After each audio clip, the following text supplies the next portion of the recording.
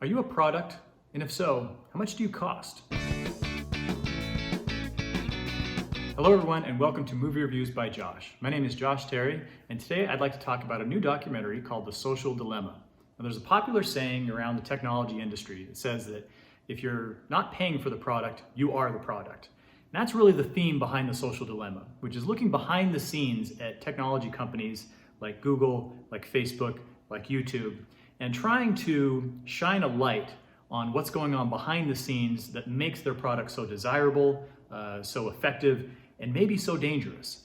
And to be honest, this is not a new message. Now, I've seen a lot of the same material before in other productions, other documentaries, and to be honest, I kind of felt instinctively turned, aware of this early on. I mean, as soon as you start searching for some product on Amazon, and then suddenly you start getting random Google ads for the same exact product, you start to add two and two together and you kind of figure that, okay, well, something's going on here.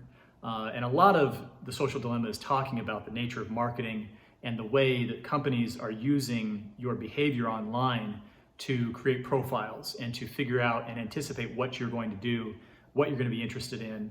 And a lot of it really is about making money.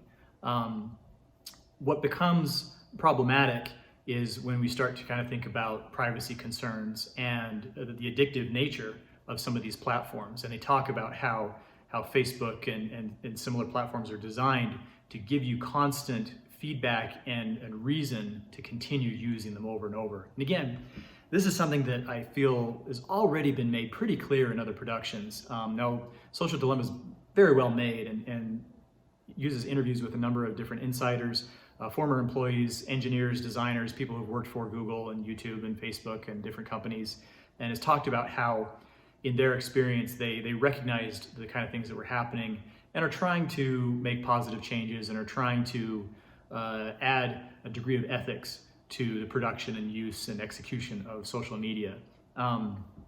What I find kind of interesting about this, and again, since I felt like early on I kind of recognized that this was happening, and from the time I got Facebook, I think I pretty much instinctively knew that if you want something to be private, you don't post it on the internet. Even if it says that it's going to be private, there are things that you need to hold back on. You don't, you have to keep your emotions in check and bridle all of your passions. But I think one of the reasons that this documentary is valuable is because not everybody truly understands that. And I don't mean that in a derogatory sense. What I mean is, I think the more and more time goes on, the more and more that emerging generations don't really know or comprehend a world without the internet, without smartphones, without this kind of technology.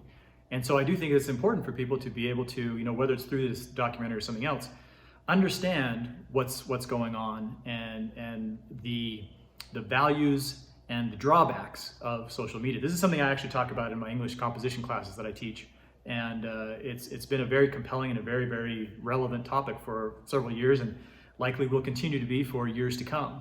And so I think that there's a real great value to this documentary, even if it's not quite mining new ground. There are some flaws. I think that if I was going to point out one flaw with the documentary, it portrays things in a way that mostly suggests that social media users are completely unaware of the manipulations that are going on. And it almost seems to kind of override the idea that users can make decisions on their own and can use their own agency and free will. Now, some of this I think is played up for dramatic purposes, and I think that there are definitely people who don't realize that the social media is kind of taking them for a ride in a way. But I think that with the right degree of common sense, of course, common sense is, maybe that's kind of a dangerous term to use because it's not always as common as you'd like to think. The use of these things, there's definitely still a positive. In fact, one of the things too that's to credit, later on in the documentary, later on in Social Dilemma, they actually talk about and acknowledge that there are real incredible benefits to technology. Simply the fact that I'm using my own smartphone to record a video that's going to be posted on the internet that billions of people can watch. Okay, maybe not, billions can watch it. Who knows if they will, right? But there are a lot of positives, and the documentary does acknowledge that. What is important, though, is to understand that for all of the wonderful things that social media and the technology allows us to do, we have to realize that there is a downside to it and a cost. And so even if the social dilemma is not a groundbreaking, sudden, revelatory experience, I think it is one that's worth having. The rating is, I believe, PG-13. Not a whole lot in terms of offensive content. You can probably predict the kind of mood and subject matter that might.